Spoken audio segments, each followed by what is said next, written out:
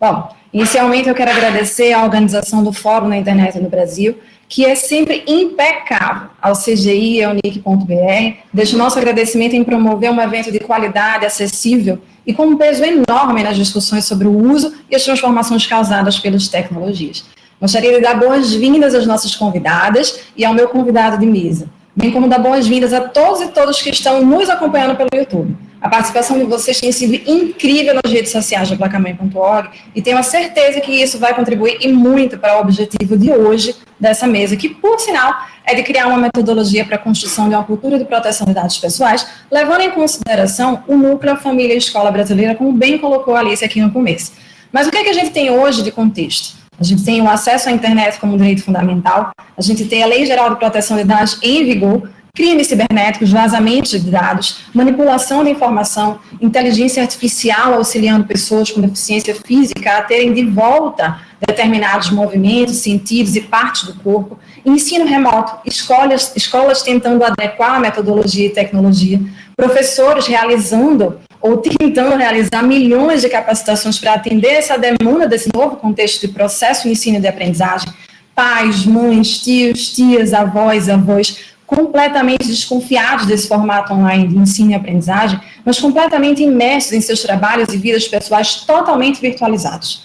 Estamos saindo de uma sociedade da informação e entrando na sociedade da desinformação. Crianças e adolescentes cada vez mais conectados e alheios às conexões físicas pelo fato de estarem crescendo dentro de um sistema completamente modelado para que eles sejam escravos de uma cultura de capitalismo, de vigilância. E, aparentemente, com regras e conceitos bem distintos sobre o que é que significa segurança, proteção e vivências.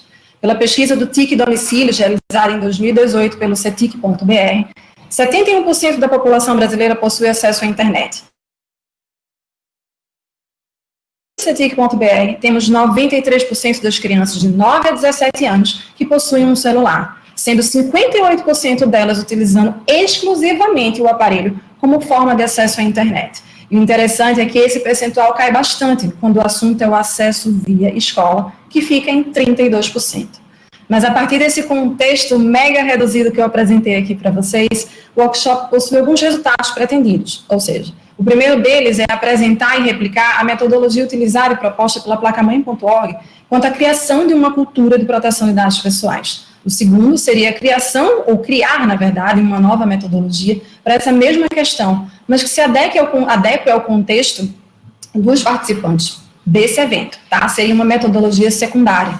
E no ponto seguinte seria dar sequência ao processo de cultura de proteção de dados pessoais com aqueles que podem ser multiplicadores e aplicadores das metodologias que a gente conversou ou conseguiu construir aqui de alguma forma. Então, para dar conta de tudo isso, convidamos esse time maravilhoso que agora vai se apresentar. Marina, por favor, você pode chegar aqui para a gente? Olá, olá a todos, olá a todas. Primeiramente, muito obrigada pelo convite, agradecer imensamente a Paloma, em nome aí do Placa-Mãe, agradecer muito ao CGI, ao NIC.br, por oportunizar, nesse contexto tão difícil como a Paloma trouxe aqui, esse evento maravilhoso que a gente tem a oportunidade de todos os anos experienciar. Bom, só para eu me apresentar, então, eu sou Marina Pfefferbaum, sou professora e coordenadora do Centro de Ensino, Pesquisa e Inovação da Fundação Getúlio Vargas, da Faculdade de Direito de São Paulo, e esse centro tem como objetivo trabalhar a questão de direito e tecnologia e também da aplicação das tecnologias no ensino do direito. Bom, a gente vai ter a oportunidade aqui de trabalhar agora com esse tema tão instigante que é construir uma cultura de proteção de dados aí nessa relação escola-família. Estou muito ansiosa para esse debate. Então, muito obrigada a todas e todos que estão aqui com a gente. Roberta?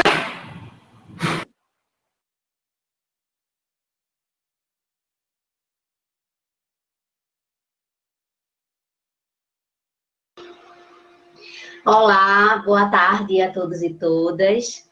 Estamos muito felizes em participar desse workshop aqui com todos vocês.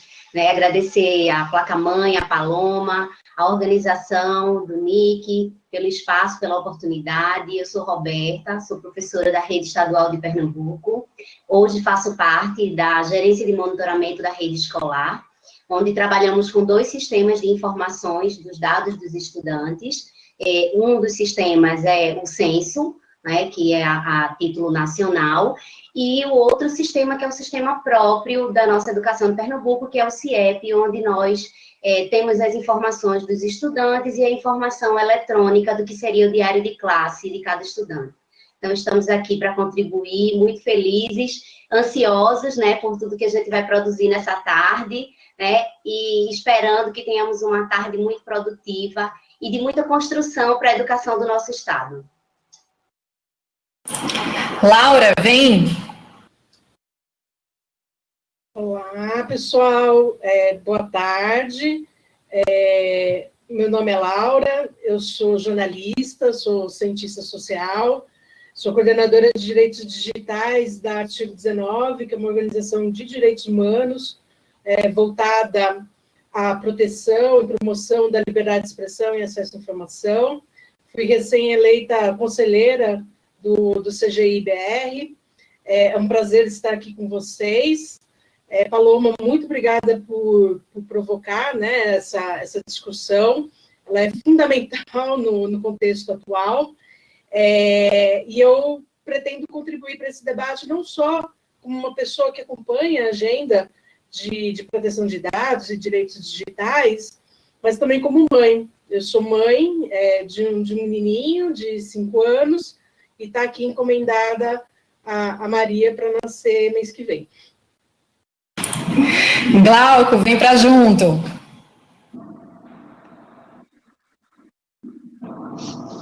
Oi, gente. Boa tarde. Sou Glauco Aguiar. Estou muito feliz aqui de estar participando desse evento com vocês. Esse grupo maravilhoso. Por isso. E eu sou fundador da Manaus Tech. Nós somos uma escola de tecnologia para crianças a partir de 5 anos de idade, onde a gente favorece que essas crianças protagonizem o que a gente chama de 4ª revolução industrial, mas não só como meros desenvolvedores, né? A gente, por exemplo, foca bastante que eles, antes de saberem desenvolver, saibam as ODS e saibam como isso faz diferença no mundo. Também sou cofundador do FabLab Manaus e membro do braço jovem do Fórum Econômico Mundial, o Global Shapers. Estou super empolgado aqui para aprender e trocar com vocês, hein? Maravilha, gente. Aline, vem para junto aqui com a gente também. Glauco, volta aqui, tua tela também. Fica todo mundo aqui comigo, pelo amor de Deus, não me deixem aqui sozinha não, tá? Bom, gente, a Aline é a nossa relatora de hoje. Dá um oi aí, Aline. Oi, gente, boa tarde para todo mundo. É uma alegria para a gente estar aqui participando desse evento e obrigada por todo mundo que está participando com a gente. Show de bola. Gente, muito obrigada por vocês terem aceitado esse convite, né, que é muito importante para a gente, né. Explicando agora para o público, separamos 3 perguntas a serem respondidas por vocês, né, nossos convidados, de maneira aleatória, ou seja, cada pergunta teremos 15 minutinhos para essa conversa acontecer, vamos fazer isso acontecer, tá? E a ideia é que a conversa traga, assim, a perspectiva de cada setor representado aqui, mas também traga o viés familiar, como Laura bem colocou, tá certo? Depois dessas 3 perguntas, como a Alice colocou lá no comecinho do vídeo, a gente vai abrir para vocês responderem, para a gente responder as perguntas enviadas pelo público, ok? Então, vamos ao que interessa, e eu vou começar com a primeira pergunta, eu quero saber o que é que vocês têm para responder para a gente. Então, quais seriam, gente, os primeiros e principais pontos a serem pensados quando se há uma cultura de proteção de dados pessoais, tendo por base a escola e a família? Com o que a gente precisa se preocupar primeiro quando a gente fala nessa criação dessa cultura de proteção de dados? Quem começa? Vamos lá, quem vai pegar o microfone primeiro? Posso ir lá, vamos lá.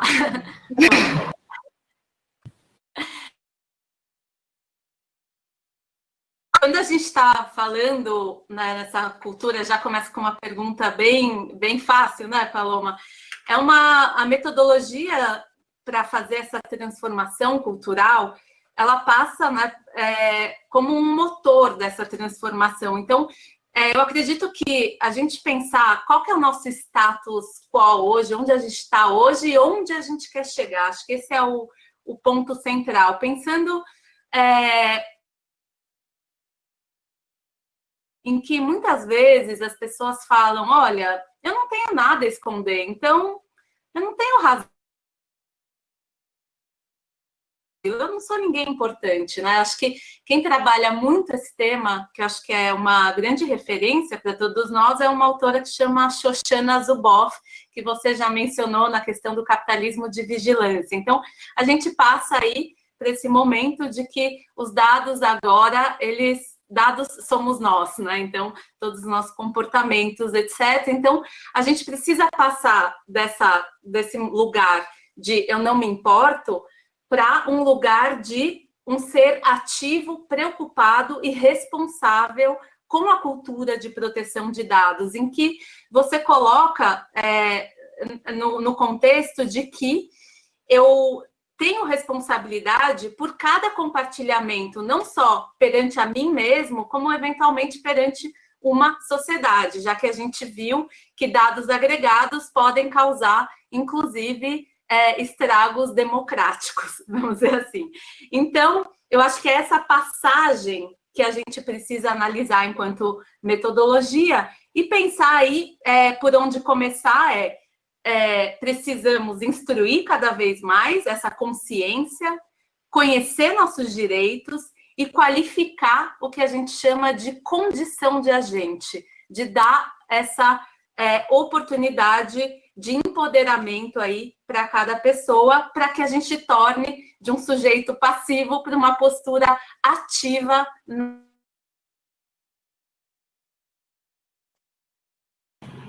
E aí, Laura? Laura, você tinha aberto o microfone. Sei. Sim, vamos lá. Eu acho bem interessante o jeito que você propôs a discussão, a partir da perspectiva da cultura de proteção de dados, não a partir da legislação. Legislações mudam, né? Mudar a cultura é uma coisa muito difícil, né? A gente... e é todo um processo que pode levar anos, né? Agora que a gente está mais atento, né, com educação alimentar, né, o consumo de óleo, ou açúcar, ou farinha, né? Olha quantos anos, né, isso leva, né, para a gente se atentar a esse ponto, né? A gente tem um marco legal, legislativo, muito importante, né, para a proteção de dados pessoais, mas existe uma questão de atitude, né? E que a gente não vai mudar da noite para o dia. E eu acho bem interessante essa perspectiva de juntar família e escola para pensar isso, porque não adianta só um ator ou outro ator pensar, tem que ser um trabalho em conjunto mesmo. E a gente, né, que hoje, né, somos pais, né, a gente não teve uma criação voltada para as novas tecnologias. Não estou falando nem de proteção de dados, né? Falo de novas tecnologias. Agora que a gente está começando a construir alguns parâmetros, né? Agora que a gente chega, né, antes da pandemia, né? Chegava na mesa do bar, do restaurante, e se tocava que era mal educado você ficar mexendo no celular, né, enquanto está com outras pessoas na mesa. Né? Foi um processo até a gente chegar, né, a essa conclusão de que, olha, é mal educado enquanto eu estou na mesa com uma pessoa, fica mexendo no celular. E com relação à privacidade, os pais também estão perdidos, né? Então, a gente publica lá a foto do bebê, né? Olha que coisa mais linda, né? Publica informações sobre a criança, né? Foto com o uniforme da escola, olha meu filho indo para o primeiro dia da escola, né? Que coisa mais linda, né? E nessa cultura da extrema exibição, né? E quase o contrário, né, da proteção da privacidade, né? E aí eu vejo, na verdade, uma oportunidade da gente pensar a educação para as crianças, mas de maneira que os pais também, né, aprendam alguns parâmetros interessantes. Pensando na metodologia em si, eu acho que uma maneira que é importante, né, de começar esse debate é listar os temas, né? Desde a importância, né, da titularidade dos dados, como bem pontuou a Marina, né, de que os dados te pertencem, né? Por que você precisa compartilhar ele, né, com plataformas e você nem sabe onde isso vai parar, com qual objetivo, né? Pensar temas sobre a proteção, como você se protege, né? O que você fornece, o que você não fornece. É incrível, né? A gente pode ensinar as crianças a questionarem, né? Quando vai numa loja, né? Mas para quê? Peraí, eu preciso dar meu CPF para comprar um pijama? Né? Isso é desproporcional, né? Enfim, eu acho que é importante, né, além de pensar nos temas e pensar em exercícios, né, em provocações práticas, como a gente está falando de criança, sempre tentar associar o lúdico, né? Eu acho que é importante, e também o uso de novas tecnologias, porque a proteção da privacidade, é claro que ela é mais ampla, né? Hoje em dia, certamente, um dos principais locos, né, de provocação da gente entregar os nossos dados é o ambiente digital. Então, eu acho que é importante a gente poder fazer uso das novas tecnologias também para mudar essa cultura e para a proteção de dados. Parece que é muito difícil, né?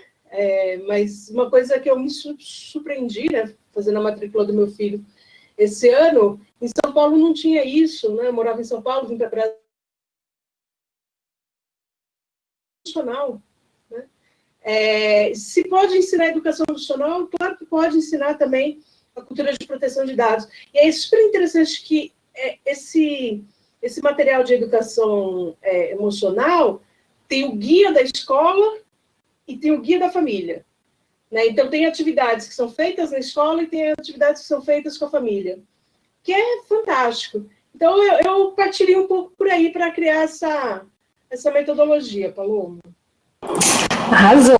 Quem vai? Eu.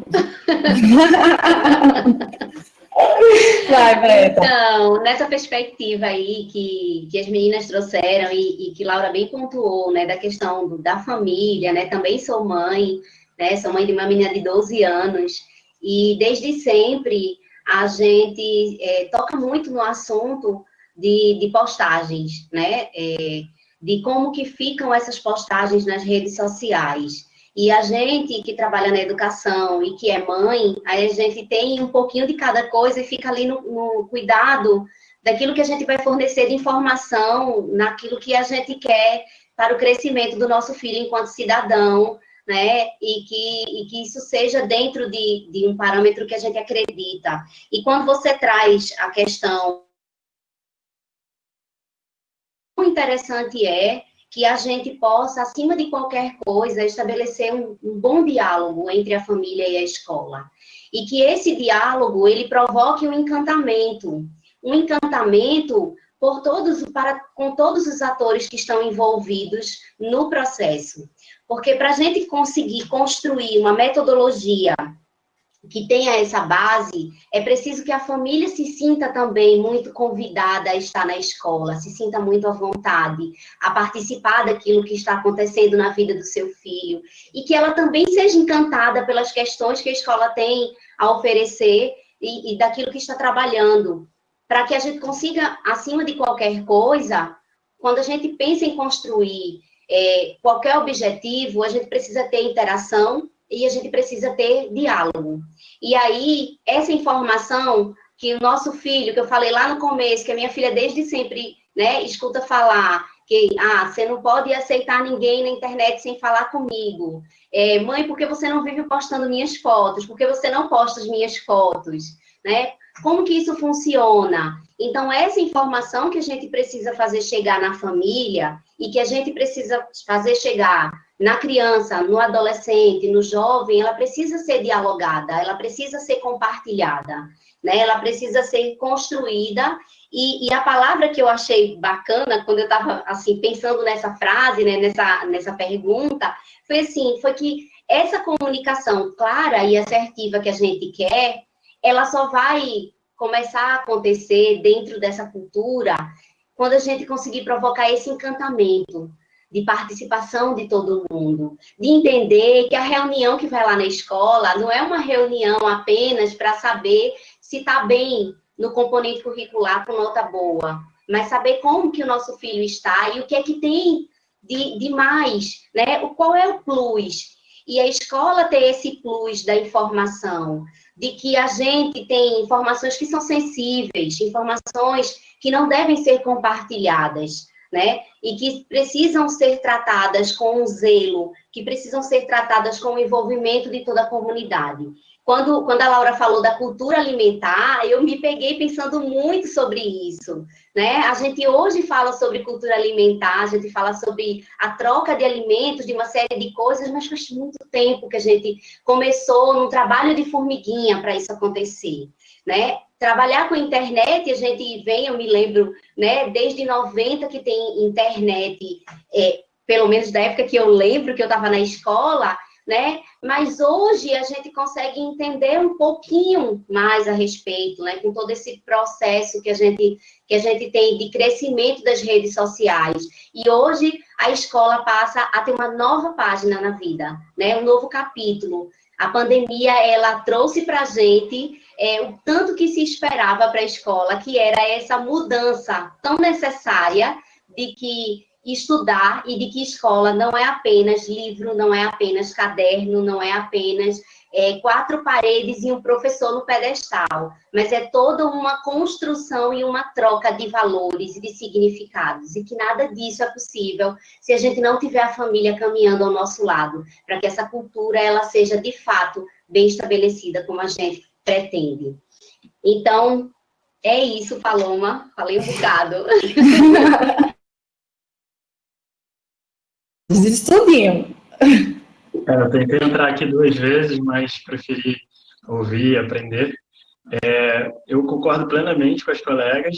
Eu pontuaria aí 3 coisas. Primeiro, a maior proteção das nossas crianças em relação a dispositivos muito cedo. Eu vejo cada vez mais cedo crianças com dispositivos conectados. Então, há estudos aí que provam que abaixo de 5 anos isso é danoso para o cérebro. E olha que eu não estou falando nem da internet, eu estou falando de visualização de conteúdos em excesso. E eu vejo isso acontecendo. Só que isso é muito difícil da gente conseguir falar para os pais, porque são pais que não têm, talvez, base científica, não têm conhecimento de como isso é grave, né? Muitas vezes os pais são muito mais suscetíveis a informações indevidas do que as próprias crianças, né? Tem muito pai que pede para a criança desvendar ali a nova tecnologia. Então isso é muito sério, realmente muito complexo, por isso que é relevante demais a gente estar aqui discutindo isso. Só que é bem pior do que isso. É muito importante que as pessoas todas, pais, crianças, tenham um nível de acesso de saber como isso funciona realmente. A internet é uma caixinha preta mágica para a grande maioria das pessoas. Que as pessoas conectam, é até bonitinho, uma nuvem, e as pessoas não fazem ideia de que são outras pessoas que desenvolvem todo esse sistema. E isso tudo não é feito sem querer, é feito de propósito, para as pessoas quererem cada vez mais utilizar.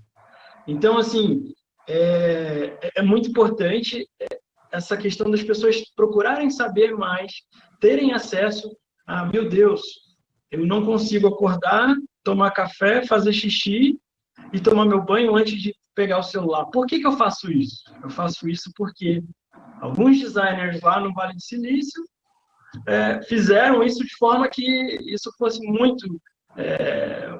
desse muita vontade de a gente utilizar. Então, é muito importante que a gente também se coloque no lugar de entender como isso funciona e não só como um mero usuário, onde tem um vídeo de um gatinho e acha isso incrível e acha isso impossível ter alguma coisa ruim por detrás disso.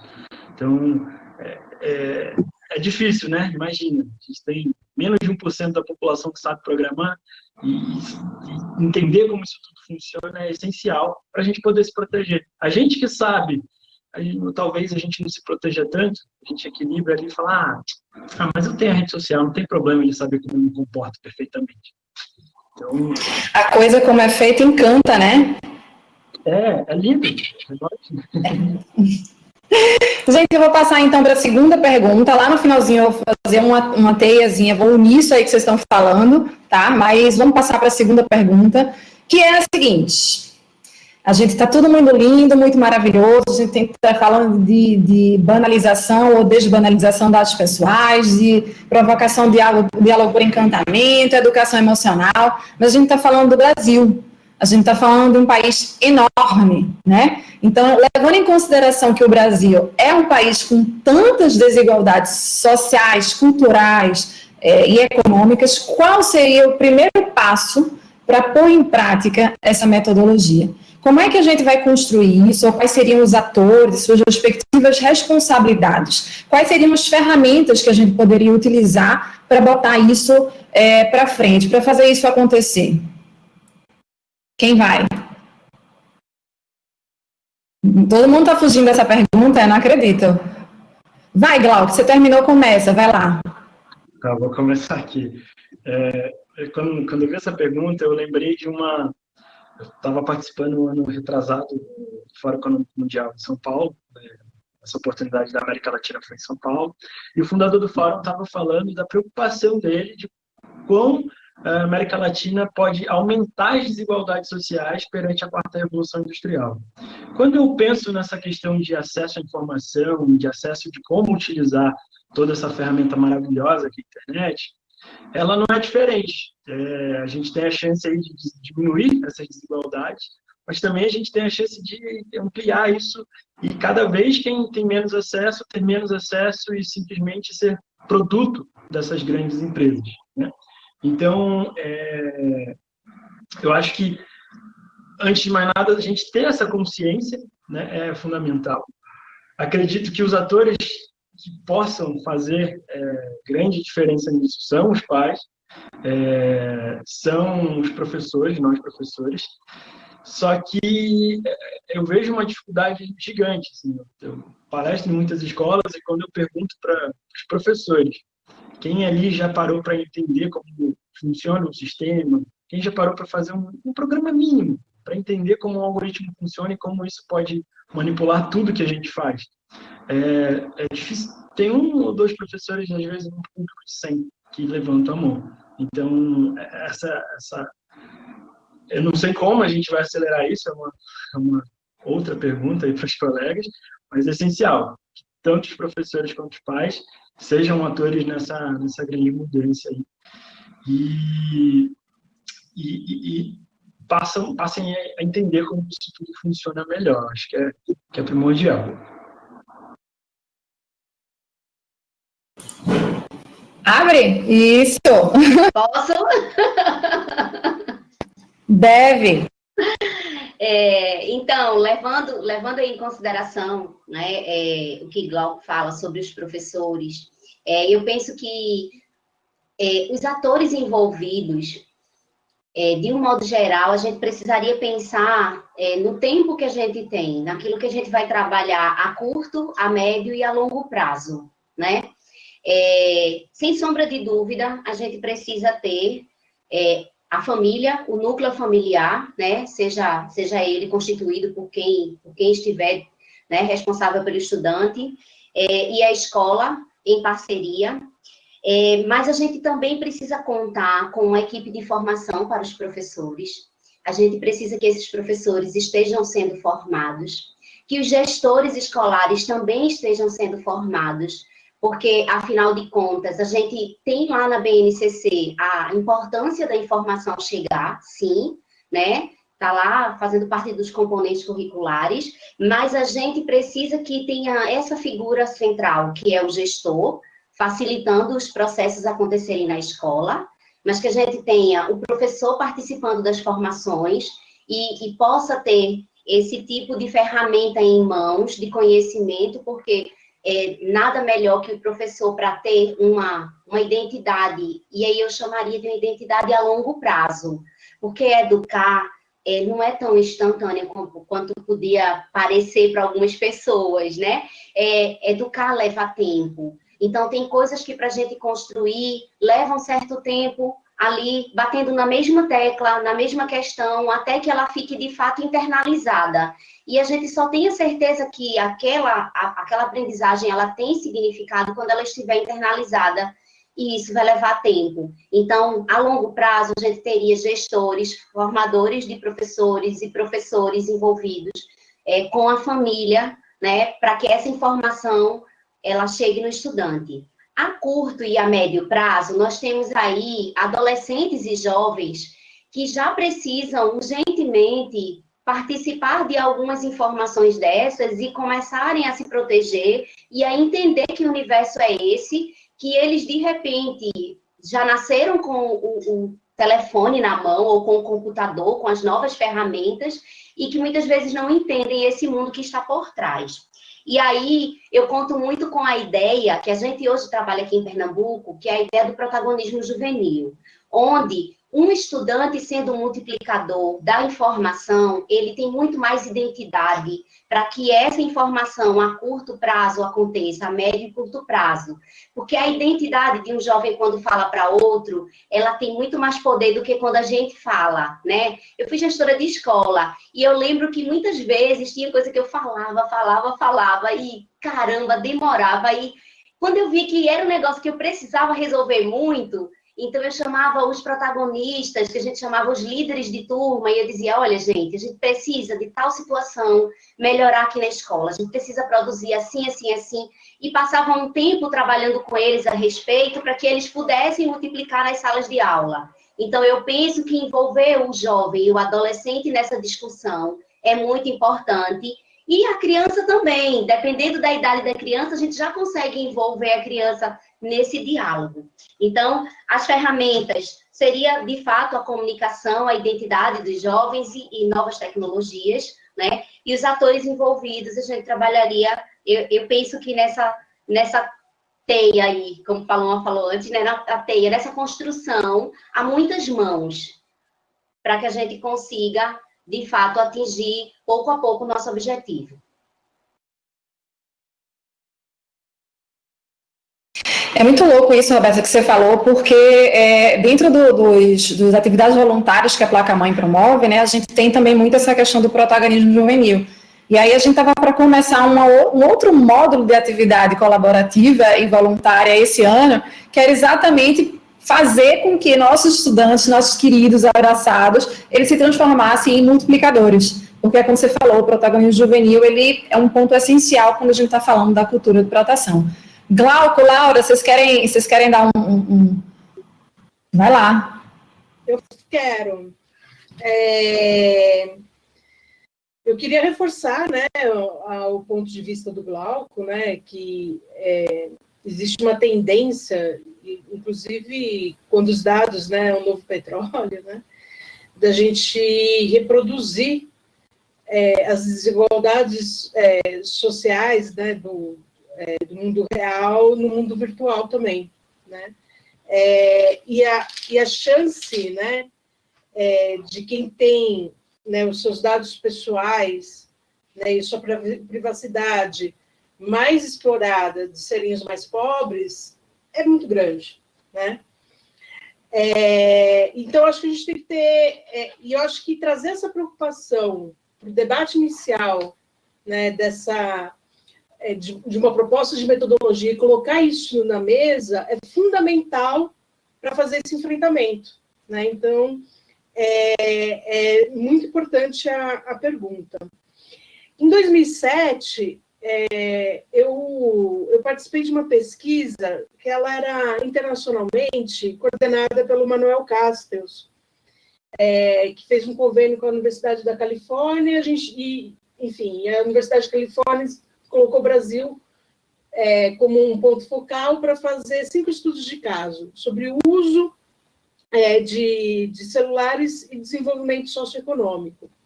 E eu fui pesquisadora nesse estudo. E um dos estudos de caso foi justamente com jovens da periferia. Isso era em 2007, imagina o celular da época, né? Você tem um celular que tinha recursos multimídia, era uma coisa cara, né? A telefonia era basicamente, a maior parte eram os planos pré-pagos, né? Eu fui fazer essa pesquisa, uma coisa que me surpreendeu foi que os jovens eram jovens de uma favela, eles tinham celulares, todos eles, e eram os melhores celulares, né? Com recursos, com bastante recursos multimídia. Mas eles não tinham acesso à conectividade, eles não tinham dinheiro, né, para colocar crédito no celular, né? E aí a minha pergunta de pesquisa foi, poxa, se eles têm um celular que não serve para fazer ligação, né, para que eles tinham um celular, então, né? E aí foi um pouco, fiz uma observação participante, e aí foi interessante ver que o celular, embora eles não usassem para fazer ligação, naquele momento era algo muito, que hoje é uma conclusão talvez não tão reveladora, mas naquele momento era, né? O celular era como se fosse um circo de bolso, né? Então, eles se divertiam, né, fazendo vídeo, produzindo filmagens, e iam lá, editavam os vídeos e tal, gravavam, né, suas músicas, e eles nem tinham como subir isso, né, para a rede, porque não tinha conexão. Então, ficava um compartilhamento entre aquele grupo e tal. Por que eu estou trazendo esse caso à tona? Porque eu acho que talvez hoje em dia talvez não seja tão diferente, né, do que era em 2007, e que as periferias, elas têm também uma cultura, né, e elas têm um modo de se relacionar com a tecnologia já em prática. E se a gente está pensando numa metodologia, né, de educação, né, para uma cultura de privacidade, eu acho que é importante a gente não partir, né, das nossas preconcepções, mas de olhar como é que essa tecnologia ela é apropriada por esses grupos periféricos, né, e como é que você pode inserir essa discussão a partir da apropriação que eles já fazem dessas ferramentas. Então, para pensar a metodologia, eu pensaria a partir dessa perspectiva. Arrasou. Marina, por favor.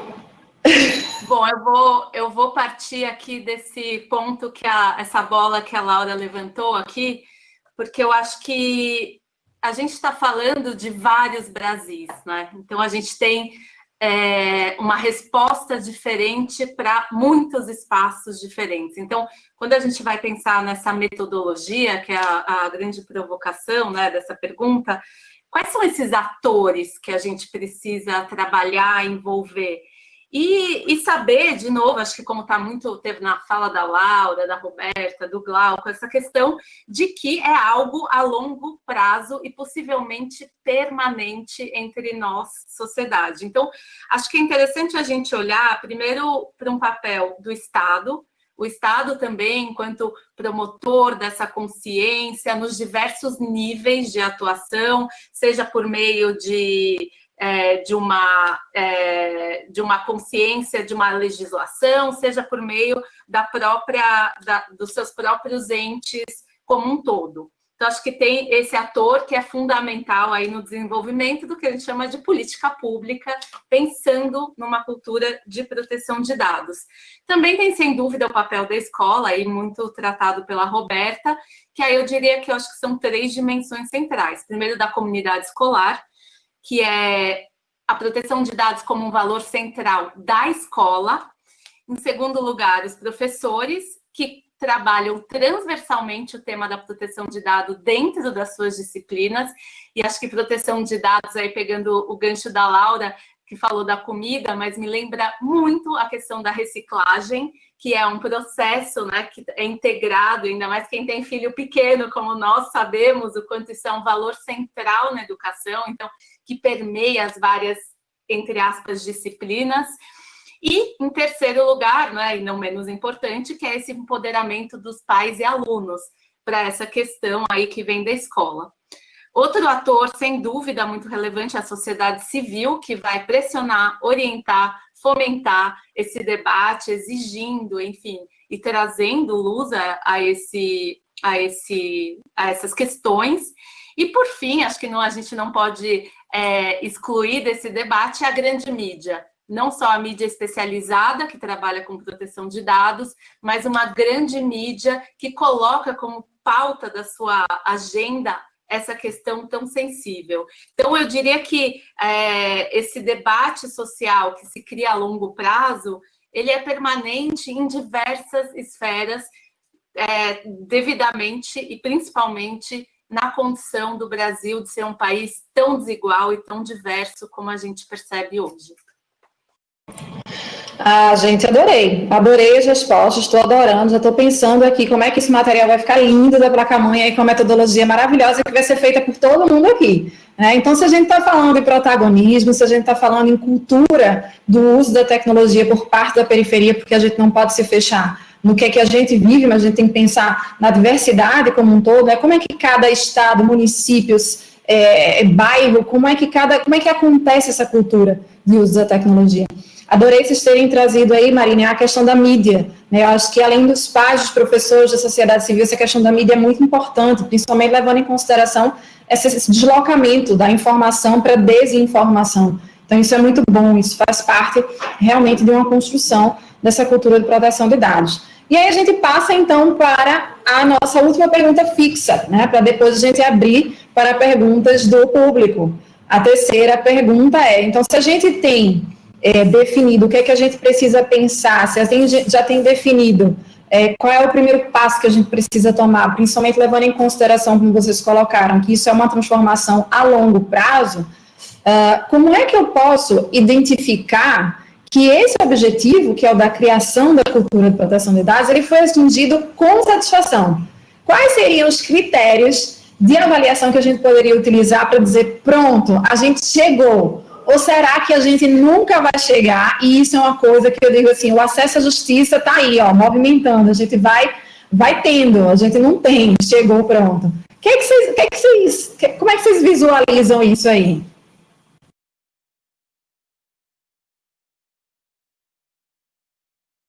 Eu vou botar o grilinho da próxima vez, para fazer aquele cri, cri, cri.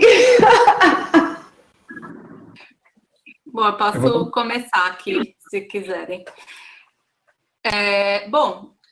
Eu acho que essa pergunta é central, né? Enquanto a gente perguntar como que a gente avalia com satisfação esses objetivos atingidos, e acho que lembrando, né, o que é avaliar, é dar valor. Então, como que a gente valora as nossas escolhas e como a gente chegou aí no resultado final, que é essa cultura de proteção de dados aqui, que é a nossa grande provocação de hoje.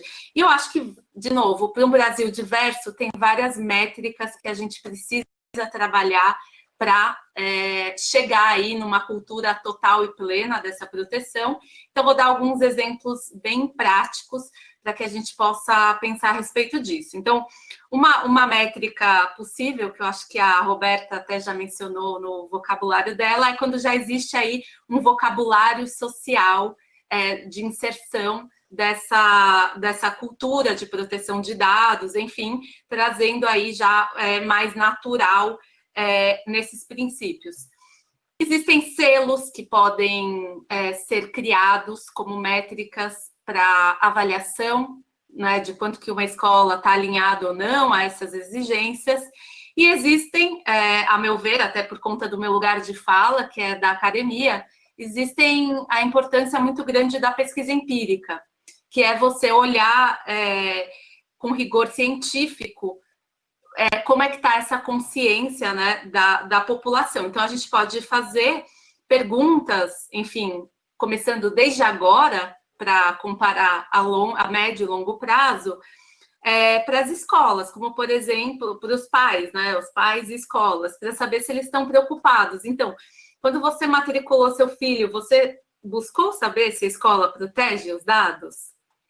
Existe na escola um site, uma seção específica falando sobre privacidade? No site da escola diz quais EDTechs ela está sendo usada? A escola mandou alguma notificação ao longo do ano sobre essa temática? Enfim, tem várias perguntas práticas que a gente pode fazer, incluindo aí também, inclusive, o professor, né? Então, quais aplicativos estão sendo usados né, Marina? O contrato de matrícula que a gente faz, né, se consta lá cláusulas de proteção de dados, né? Não, perfeito, exatamente. Então, como você incorpora essa discussão sobre privacidade nas suas aulas, aí a questão do contrato para a escola, quais tipos de dados são coletados, existe alguma aprovação governamental, agora a gente tem a LGPD, como que a escola tem lidado com isso, tem alguma comissão de pais e mestres, enfim, precisamos questionar enquanto sociedade, né? Que é aquilo que eu volto para o primeiro momento da palestra, é passar de um ser passivo, meus dados não importam, para um ser ativo. Sim, meus dados importam e o que se faz com eles é da minha conta e da conta da sociedade. Então, acho que existem, então, em resumo, como metodologia, né, para a gente se apropriar, várias métricas por diferentes lugares que a gente precisa trabalhar e construir aí, avaliar constantemente essa política de proteção de dados.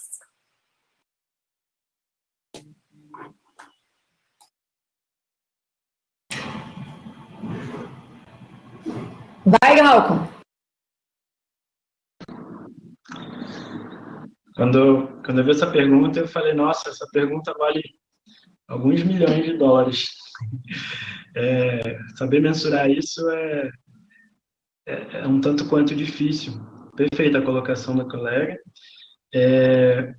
Eu tinha pensado em mensurar coisas, assim, parar para pensar quais são as coisas mais graves que toda essa não proteção dos dados tem causado. A gente pode olhar estatísticas que aqui no Brasil elas são bem desconhecidas ou rasas, mas, por exemplo, o que tem causado o uso de redes sociais para adolescentes, para pré-adolescentes, para jovens, para adultos? A gente tem aí aumento de suicídio, a gente tem aumento de falta de interação com outras pessoas não sendo online, a gente tem aumento aí realmente de pessoas que não conseguem terminar seus estudos ou não conseguem fazer coisas normais do dia a dia porque quando param na tela do celular ficam ali por horas.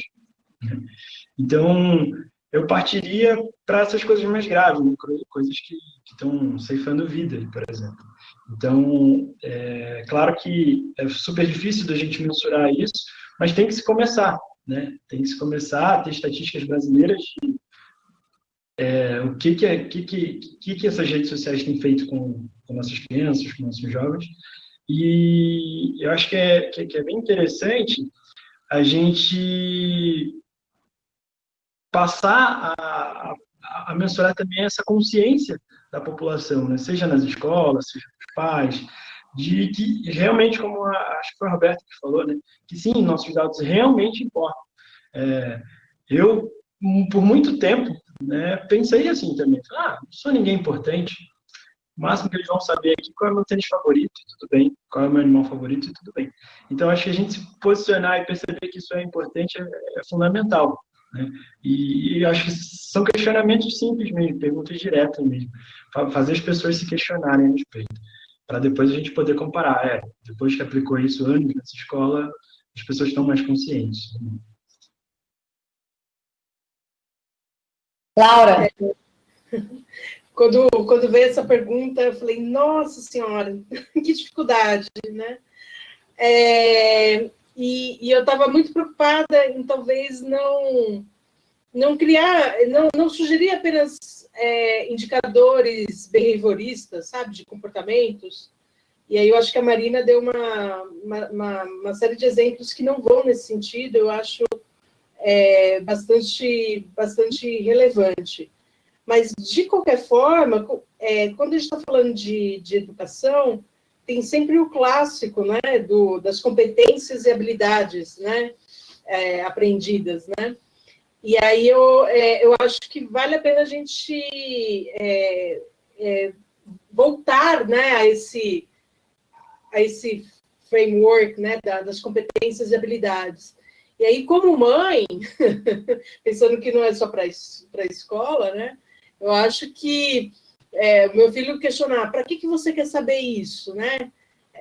Ou falar, né, eu não vou te dar essa informação porque ela é desnecessária, né, para o que você está precisando fazer para mim. Eu acho que isso seria um ótimo indicativo, né, de que ele está aprendendo alguma coisa sobre cultura de privacidade. Adorei, tá? Vamos fazer o seguinte, a gente já tive a notícia aqui que a gente já tem algumas perguntas de público, né? Então, Aline, a gente tem pergunta? Diz aí para mim quais são, escolhe uma, joga na mesa, eu quero ver quem é que vai responder. Sim, temos algumas perguntas, sim. Tem a primeira. Gostaria que aprofundassem um pouco a respeito do equilíbrio. Estão escutando, pessoal? Gostaria que aprofundasse um pouco a respeito do equilíbrio entre aquilo que deve estar no âmbito de decisões por parte de pais e escolas, a partir de uma cultura de proteção de dados, e aquilo que deve ser objeto de regulação. Em um capitalismo de vigilância, no qual plataformas são projetadas arquitetonicamente e economicamente para utilizar dados como matéria-prima, qual o limite de responsabilidade de pais e educadores? Aí acho que são 3 perguntas numa só, né? O que é que deve ser de responsabilidade dos pais, o que é que deve ser de responsabilidade de regulação, e o último ponto foi o quê, Aline? Tu pode voltar aí? Questão das escolas. Em um capitalismo de vigilância, no qual plataformas são projetadas arquitetonicamente e economicamente para utilizar dados como matéria-prima, qual o limite da responsabilidade de pais e educadores? Então, e aí, gente? O que é que deve ficar para os pais, o que é que deve ser regulamentado e o que é que fica para a escola?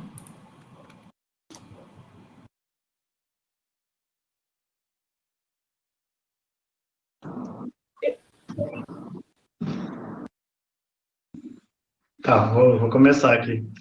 Tentar ser breve, porque acho que são perguntas muito interessantes, todo mundo vai querer falar. De regulamentação, a gente passou anos aprendendo como regular TV, jornal, tudo isso, e simplesmente quando as mídias migraram, né, a gente tem visto TVs correndo muito atrás para não se tornarem obsoletas, por exemplo, e a gente vai para o YouTube Kids e não tem regulamentação nenhuma. Qualquer pessoa coloca um vídeo lá e insere, seja de forma subliminal, de forma muito evidente, informações que vão ser consumidas por crianças e não tem regulamentação para isso.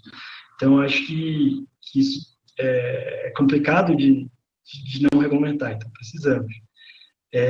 Em relação a o que é a responsabilidade do pai, dos professores, eu acho que é bem importante. Deve ser muito difícil explicar para o filho, né, que não, você não vai ter uma rede social por enquanto. Não, mas todos os meus colegas têm. Eu acho que deve ser uma pergunta bem difícil, né? Porque as crianças fazem escondido e tudo mais. Então, mas eu acho que é algo de suma importância para a gente, não diria manter o controle, mas diria realmente perceber o quão qual é a idade certa, qual é o tempo certo ali para que aquela criança esteja aberta a isso. Eu digo isso porque a gente, como ser humano, a gente não foi preparado para nada disso, né? O cérebro da gente nem consegue captar tanta informação assim, nem consegue... Imagina, uma coisa é você ter aquela reunião de família, onde a família toda te pergunta aquelas questões que te incomodam. Outra coisa é você postar uma coisa e 1000 pessoas darem opinião, 100 pessoas darem opinião sobre isso. O cérebro da gente não está acostumado com isso, ainda mais uma criança.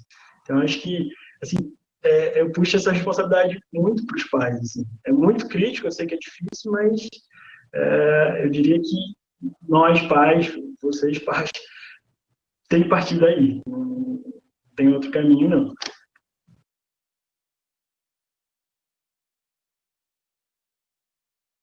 Bom, eu acho que da mesma maneira, né, que a gente educa os filhos para andar nas ruas, né?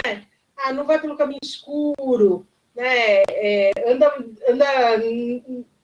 Não anda pela encostado, né, no muro em que alguém pode te abordar, anda mais pelo centro da calçada, né? Cuidado ao atravessar a rua, olha para os dois lados, né? E ao mesmo tempo que a escola também trabalha, né, a educação no trânsito, eu acho que existe essa confluência, né? De esforço conjunto. Mas é fundamental aí não ser só a escola da educação no trânsito, mas a família também conduzir. Então, eu acho que tem mais a ver, né, com pais e escola e menos com regulação.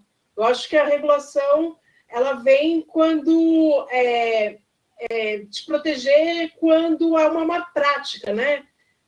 Do tratamento dos dados que já ocorreu. E aí, enfim, de você poder recorrer, né, dos prejuízos, né, causados por conta desse tratamento indevido de dados. Eu achei fundamental a pergunta sobre plataformas, e eu acho que dialoga bastante com a sugestão da Marina, né? Sobre a gente olhar para a escola, por princípio, como a estrutura da escola, né, ela trata os dados pessoais. E hoje a gente tem os recursos educacionais abertos, né? A gente tem plataformas abertas de educação, cito, por exemplo, o Moodle, por educação à distância. Por que a gente precisa, né, usar plataformas que não tratam, né, os nossos dados, os dados das nossas crianças, dos nossos filhos, né, como mercadoria, né? Por que a gente tem que usar essas plataformas, né? E na pandemia a gente viu crescer muito o uso de plataformas educacionais gratuitas, que na verdade não é gratuita, né? Ela está tratando os dados das crianças, dos seus filhos. Eu acho que é fundamental olhar que tipo de plataforma, né? E hoje eu acho que veio para ficar, né? Essa interação entre talvez o virtual e o presencial, mas qual é a plataforma que está sendo oferecida para o ensino virtual? Ela é fundamental para a gente avançar na cultura de privacidade e proteção de dados. Marina, Roberta, vocês querem responder esse aqui ou vocês estão satisfeitas?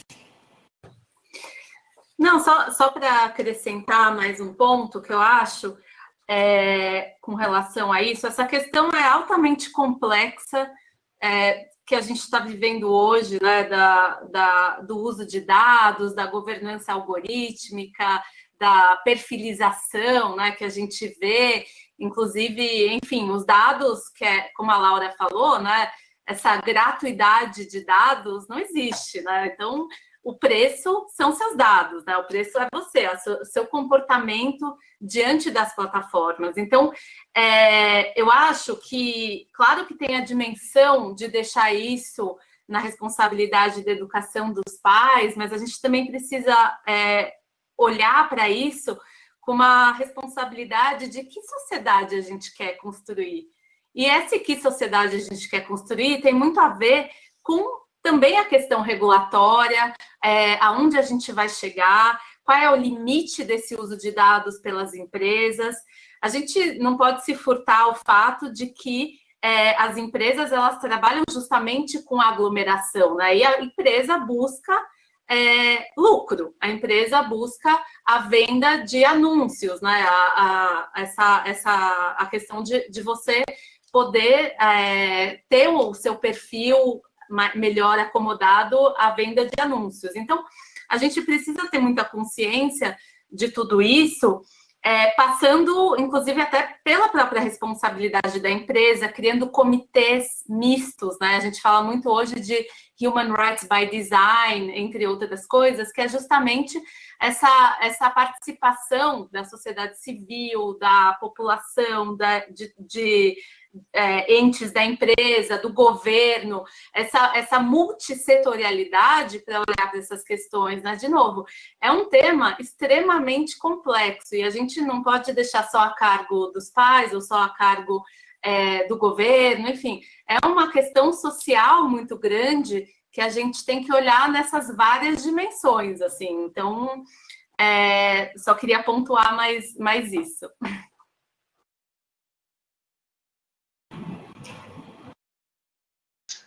Estou satisfeita, Paloma, com o que foi abordado, né? Entendendo que, na verdade, é aquela questão de que é com todo mundo, né? De quem é a bola, com quem estamos falando com todo mundo, né? Então, todo mundo precisa ser provocado enquanto sociedade para abordar o tema. Encaro, sim, como uma função primordial para os pais, de fazer a orientação, de fazer o acompanhamento. É necessário regular, sim, e a escola, ela é aquele ponto da informação onde o debate surge sempre, porque é onde eles conversam a respeito de tudo da vida deles, né? Então, é onde eles levam seus momentos alegres e tristes, e muitas vezes eles compartilham com onde eles aprendem a socializar, né, Beta? Então, em tempos de pandemia, quando a gente fala assim, meu Deus, como é que meus filhos vão socializar? Como é que eles vão aprender algumas questões éticas que só podem ser aprendidas presencialmente? Né? Então, tem algumas questões que a gente precisa visualizar, como você botou, que é responsabilidade de todo mundo. Isso aí não é só da regulamentação, não é só da escola, não é só dos pais, mas é uma construção coletiva, como vocês bem colocaram aqui lindamente. Perfeito, é isso mesmo, é essa construção. Aline, manda a segunda. Mais umas perguntas. Tem alguns comentários aqui, eu não sei se vai dar tempo da gente falar tudo. Só lembrando para o pessoal que existem outras mesas também que vão falar sobre várias temáticas. Eu vou puxar o que tem mais a ver com o tema da nossa mesa agora, tá certo? Alguns falam, houve uma pergunta aqui perguntando sobre a questão do uso de redes sociais como uma ferramenta de inclusão educacional, se os palestrantes têm alguma atuação nessa construção de cultura de proteção de dados, e eu acho que só essa última aqui, que gostaria que a mesa falasse um pouco sobre o PL de Política Nacional da Educação Digital, super recente, que coloca a efetivação do dever do Estado com a educação digital. Acho que dá para a gente debater bastante agora. Tu repete essa última linha, que eu não entendi bem essa última. Gostaria que a mesa falasse um pouco sobre a PL da Política Nacional de Educação Digital, super recente, que coloca como efetivação dever do Estado com a educação digital. Acho que repetiu aqui. E aí, gente? Quem se atreve? Quem começa a falar aí sobre o uso das redes sociais como ferramenta de inclusão digital? Se vocês têm alguma questão de inserção, acho que, Gal, que você podia mostrar um pouquinho, falar um pouquinho sobre essa inserção, né, de proteção de dados, como o trabalho da Manaus Tech. Eu acho que seria interessante você mostrar aí para a gente, que você falou, né, pega crianças a partir de 5 anos de idade, já podem começar a programar, e como é que isso acontece? Eu acho que dá para responder bem isso aí. Então, o trabalho da gente não é tão voltado para redes sociais, acho que é um pontuado, mas quando eu respondi a primeira pergunta, né, eu coloquei isso. É extremamente importante que essas crianças saibam como tudo isso funciona, né? Não é uma caixinha preta mágica. E eu nem coloquei nas respostas, mas acho que um dos protagonistas, um dos atores nisso tudo são os próprios jovens, são as próprias crianças, né? A partir do momento que você explica que antes dele querer fazer uma plataforma, antes dele querer desenvolver um aplicativo que ganha milhões, e se ele ganha milhões, ele ganha uma forma de monetizar isso, que muitas vezes não é uma forma extremamente ética, é muito importante que eles tenham uma educação que a gente chama de STEM, de saber desenvolver de forma ética. Então, antes que eles almejem, né, criar grandes empresas do Vale do Silício, a gente ajuda muito, favorece muito que eles almejem a resolver problemas sociais com seus aplicativos, resolvam questões que ajudem a sua comunidade em alguma questão. Na pandemia mesmo, a gente teve aluno que desenvolveu uma aplicação para conectar instituições filantrópicas da cidade com pessoas que queriam doar e não sabiam como. Estava todo mundo confinado e as doações caíram muito nesse período. Então, quem mais sofreu foi justamente quem tinha menos. E, um garoto de 11 anos desenvolveu isso. Então, assim, é muito importante que a gente também chame, né, esses jovens, essas crianças, dê informações preciosas para ele. Isso aqui funciona assim, o Facebook monetiza assim, ele é uma das empresas mais milionárias por causa disso. E, olha, talvez isso não seja a melhor forma de você fazer um aplicativo. E isso acho que é fundamental, porque visto que muitos pais, muitos professores não vão conseguir entender isso, porque são de geração um gap de geração muito grande. É mais fácil para a criança aprender isso do que, às vezes, para um idoso, para um outro. Então, acho que é isso também, puxar esse jovem como protagonista é importante. Maravilha, Marina. Não, Roberta, vai lá. Oi, queria falar um pouquinho, né, sobre como é que está acontecendo essa questão no Estado, né, em relação ao uso de dados nas escolas. O que é que a gente tem, por exemplo, hoje no Estado de Pernambuco? Então, esse é um tema que a gente já vem trabalhando há um tempo, ainda timidamente, ainda precisando de crescer muito a respeito, né? Quando a gente fala para gestores, a gente tem informação para gestores, por exemplo, né, falando a respeito de dados como laudo, religião, que são dados sensíveis, falando a respeito de termo de imagem, o nosso sistema de informações dos estudantes, a nossa caderneta eletrônica está entrando agora com uma nova versão.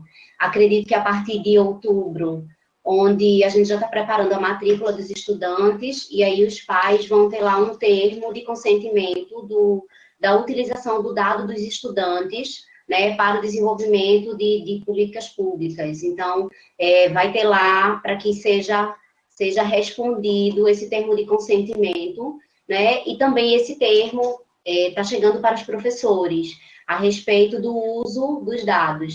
Claro que, de modo geral, aquilo que se é usado para fazer o benefício na política de Estado, dependendo do que são esses dados, a gente pode utilizar, mas como a gente trabalha com um sistema que tem muitos dados menores, então, hoje a gente já tem feito esse tipo de implementação.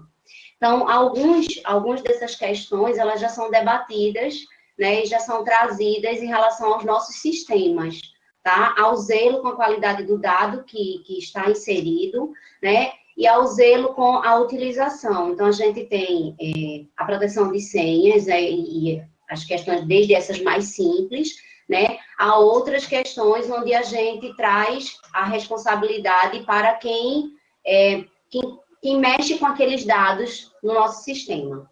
Em relação a outras ferramentas de inclusão, não propriamente de redes sociais, a gente tem o Conectaí, que é um programa que trouxe a internet para todo o estado, e esse programa que trouxe, ele vem especificamente com links que são voltados para as aulas. Então, com todo esse processo da pandemia, a gente teve muita dificuldade, como o Brasil, como o mundo, né, de readequar a escola ao que precisávamos, não perder o contato com o estudante, e entendemos que nem todo mundo tem acesso à internet. Então, foi lançado o programa Conecta Aí, e esse programa, os links, eles são especificamente para as informações educacionais, as informações da aula que o professor precisa dar, e daquilo que o estudante precisa, de fato, para estudar. Ele não dá acesso a redes sociais, ele não faz o estudante ficar exposto,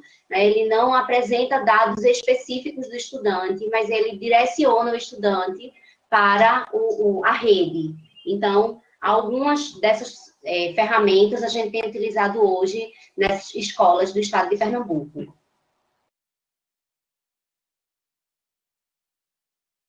Laura, você queria comentar, né, aquela pergunta sobre a PL da Política Nacional da Educação Digital, é isso? Isso. Bom, estando aqui em Brasília, né, a gente acompanha bastante o marco regulatório da internet em geral, né? Participei ativamente da tramitação do Marco Civil da Internet, do PL de Dados Pessoais. Inclusive, eu estava lembrando aqui, e tem relação com a segunda pergunta, que na época da tramitação do PL de Dados Pessoais, a gente produziu bastante cards e material para circular na época, falando da importância, né, da proteção da privacidade, proteção de dados, que não foi pensado para o público infantil, adolescente, mas que talvez é um material a ser visitado e, de repente, pode ser algo, né, a ser uma base para um material didático em torno desse tema. Eu não conheço o texto, né, do PL da Política Nacional de Educação Digital, né, em princípio, né, a ideia parece ótima, mas com esses anos de experiência, né, e no Congresso Nacional a gente sabe que o detalhe, né, que vai fazer toda a diferença entre ser uma lei que faz o balanço adequado entre direitos ou não, está nos detalhes, né? E sempre, e às vezes um projeto de lei nasce como uma ideia maravilhosa, muito boa, e acaba na tramitação se perdendo, né, aquelas ideias muito boas. Mas, de qualquer forma, eu queria pontuar que me parece ser uma excelente ideia de pautar a educação aberta e a proteção da privacidade, né, no ambiente digital. Eu acho que é fundamental, né, qualquer projeto de lei nesse sentido que leve em consideração esses aspectos. E se a gente pensar, Marina, você vai falar, você vai complementar, tá? Mas eu queria só complementar a fala da Laura, no seguinte, que se a gente pensar que a gente está falando de internet, que é uma questão mundial, que é uma questão social, que a gente precisa ter todos os atores que existem, possíveis e imagináveis, participando desse desenvolvimento. Então, quando a gente vê uma PL de Política Nacional de Educação Digital, que coloca, querendo ou não, o governo como uma espécie de ponto principal, ter como dever do governo incluir, como a Roberta trouxe aqui logo no começo, a questão de uma maneira transversal, porque não precisa ter uma cadeira, uma disciplina sobre proteção de dados, sobre privacidade, não. Isso aí a gente pode trabalhar numa aula de matemática, numa aula de ciências, numa aula de biologia, numa aula de física, química, enfim, tudo que você dá na escola, tudo que você ensina na escola, até a questão da capacidade socioemocional, Laura, que você trouxe, também tem como a gente trabalhar a questão da privacidade, também tem como a gente trabalhar a questão da proteção de dados. Mas, Marina, vai lá. Oi, eu queria só comentar também com relação, né, a questão da inclusão digital, de dar vozes, né, esse lugar da internet também como esse lugar, esse espaço para manifestações, etc. E o que eu acho que a gente precisa refletir bastante, não só como uma cultura de proteção de dados, mas é olhar para esse espaço da internet não como um ambiente neutro, porque a gente vê as plataformas, enfim, se colocando como nós somos um espaço neutro, quem nos corrompe são as pessoas. E a coisa não é bem assim. Então, não existe essa neutralidade. A internet é um ambiente muito perigoso, porque os dados lá expostos, lá permanecem. Então, a gente precisa trabalhar muito essa educação do uso responsável da internet. Acho que o NIC tem feito um trabalho incrível com relação a esse uso responsável e olhar esse espaço da internet como um amplificador das desigualdades e dos vieses sociais que a gente tem. Então, a gente tem hoje uma internet machista, racista e assim por diante. A gente vê essa amplificação dessas desigualdades, enfim, coisas muito simples quando a gente coloca bebê bonito lá no Google, ou CEO, quem é aquele homem branco, enfim. Então, a transformação desse espaço, ela vai se dar principalmente por meio de uma educação social, da gente romper com essas bolhas, né? A gente vai treinando o nosso Facebook, enfim, para, olhar para aquilo que eu gosto e tirar aquilo que eu não gosto. Então, cada vez mais eu falo com pessoas iguais a mim. Então, que sociedade diversa é essa que a gente está olhando? Qual é esse espaço da internet que a gente quer construir? Que sociedade é essa? Cheia de vieses que a gente não quer reproduzir. Então, a gente tem estudos que mostram que nenhuma democracia melhorou por conta do seu uso da internet. Pelo contrário, a gente vê uma amplificação enorme de fake news, a gente vê uma amplificação enorme de perfilização e manipulação de eleições. Então, a gente precisa realmente olhar esse espaço como um espaço perigoso e que a gente precisa ser educado enquanto humanidade. A gente ainda não teve tempo suficiente para isso, acho que a Laura colocou isso logo no começo também, um tempo suficiente de maturidade de uso da internet para aprender. E acho que isso se vem através dessa educação digital aí como um dos pilares para nós enquanto seres humanos aí na sociedade que a gente quer construir. Alice, você quer dar uma palavrinha, Alice, sobre protagonismo? Eu acho interessantíssimo. Eu quero, por favor. Vocês me escutam bem? Fazendo aqui meu papel de jovem, que é se intrometer e questionar, eu queria pegar um pouco esse gancho que a gente está discutindo do protagonismo dos jovens, né? De como isso não é uma função só dos pais, ou só dos professores, ou só dos gestores, ou só de quem escreve os marcos regulatórios. E, para mim, uma das boas estratégias para fazer isso é usar a linguagem dos jovens para fazer isso. Então, usar meme, usar a estratégia de gamificação, fazer com que isso realmente atinja essas pessoas. E discutir isso a partir de pontos que são problemas para os jovens, né? Então, se a gente vê que no Twitter ou no TikTok estão falando de Black Lives Matter, a gente pode aproveitar isso para trazer discussão de algoritmos que não sejam só não racistas, mas sejam ativamente antirracistas, que nem a discussão que está tendo no Twitter agora. Eu estou vendo várias pessoas, enfim, de 13, 14, 15 anos tendo esse questionamento, e acho que esse é o principal caminho, pegar o questionamento quando ele surge e usá-lo para construir soluções com esses jovens também. Era isso. Obrigada. Gente, vocês não têm noção do quanto eu acho que a gente já anotou, do quanto foi bom e do que a gente conseguiu construir aqui nesse tempinho. Tempinho não, na verdade, 1h30 daqui a pouco, tá? E aí eu vou só bater, assim, o que foi que a gente viu pra gente dar um tempinho pra gente fechar essa mesa, tá certo?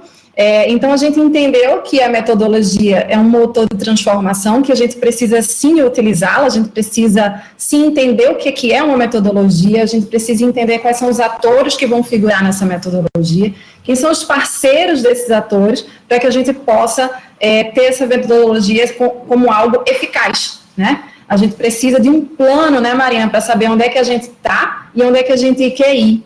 E a primeira coisa que a gente precisa pensar é em desbanalizar os dados pessoais. É a gente empoderar todo mundo, acho que não é só pai, mãe, responsável, professor, não empoderar todo mundo, que são os titulares dos dados pessoais que a gente está conversando aqui. E aí, como a Laura falou, mudar uma cultura é muito difícil, né? E é algo que não vai ser feito de forma alguma com um único ator. A gente trouxe a perspectiva aqui de que os atores que a gente estaria trabalhando, ou que tem que trabalhar para isso, são os pais, professores, sociedade civil, mas também a mídia. E aí a gente entrou também e trouxe o governo. Vê que louco. E a Alice entrou e falou do protagonismo juvenil, e disse que não é só isso. Os jovens também têm que se questionar, né? Só que aí a gente precisa, Roberta, de um plano, seja ele de curto, médio, longo prazo, mas que traga para a gente a formação dos professores, dos gestores, e principalmente o protagonismo juvenil.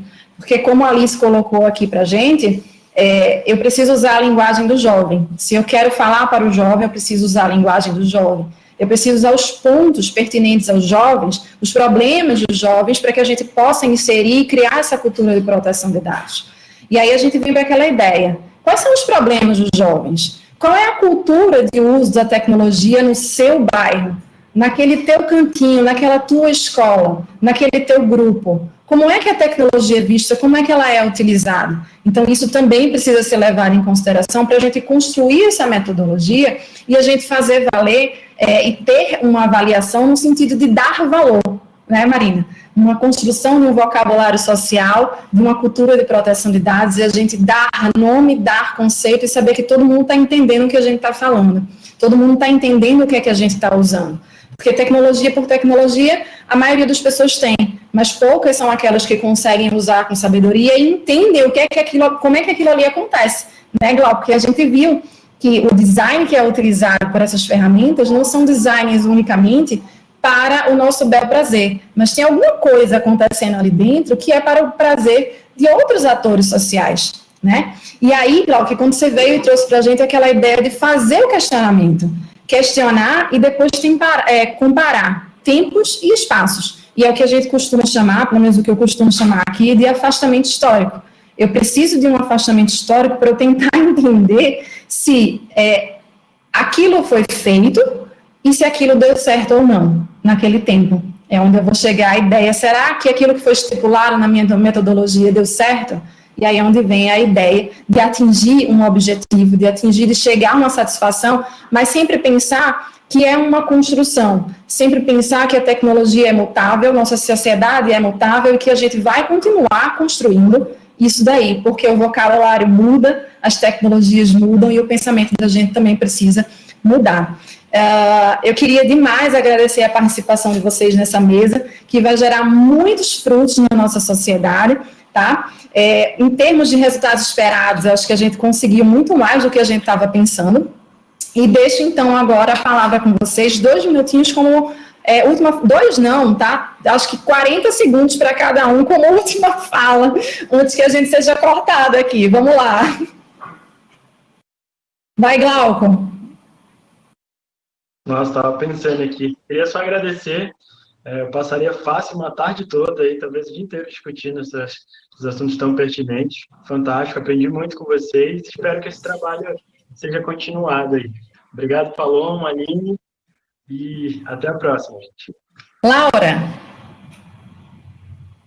Obrigada, gente, pelo debate, foi delicioso, e queria chamar a atenção que é um prazer, né, participar de uma mesa com tantas mulheres, com tanto a contribuir para a discussão sobre governança de internet. Então, foi um prazerzão estar com vocês nesse debate. Marina. Queria agradecer muito, Paloma, Placa-Mãe, né? Agradecer ao Nick, a todos e todas. E, de novo, dizer que sim, você importa, seus dados importam. Então, vamos olhar para isso com muito carinho e cuidado. E até mais, pessoal. Muito, muito obrigada mesmo. Roberta. Dizer que foi um prazer, né? Aprendi muito, momento riquíssimo de muito aprendizado, né? E que nós possamos construir cada dia mais, possamos nos unir outras vezes. Concordo contigo, Glauco, passaria a tarde toda conversando, uma conversa muito boa, muito rica, Que bom ter você aqui, Alice. Eu preciso lhe dizer, que bom ter sua fala. A gente que vem da escola, quando tem um jovem que diz assim, eu quero falar, a gente fica, sabe, na maior felicidade do mundo, que bom. E agradecer a Placa-Mãe, a Aline e a Paloma pelo convite, e é isso. Aline, 10 segundinhos. Aline, depois Alice. Foi maravilhoso a gente participar, foi muito rico, obrigada a todo mundo que pôde contribuir aqui, eu sei que isso vai dar muitos frutos, a gente vai poder ter outras oportunidades para debater. Bem rapidinho, então, agradecer a Paloma, agradecer a todo mundo, aprendi demais, gostei demais, agradecer de novo ao programa Youth Brasil. Gente, então, para quem não conhece a placamãe.org, nós somos um negócio de impacto social. Visitem nossas redes sociais, nosso site. Se você tiver interesse de contribuir de alguma forma para o nosso projeto, entre em contato pelo contato@placamãe.org, que teremos o imenso prazer de conhecer, de conversar com vocês, juntar forças para construir essa necessária cultura de proteção de dados pessoais a partir do núcleo família e escola, tá bom? Um cheiro bem grande e até breve.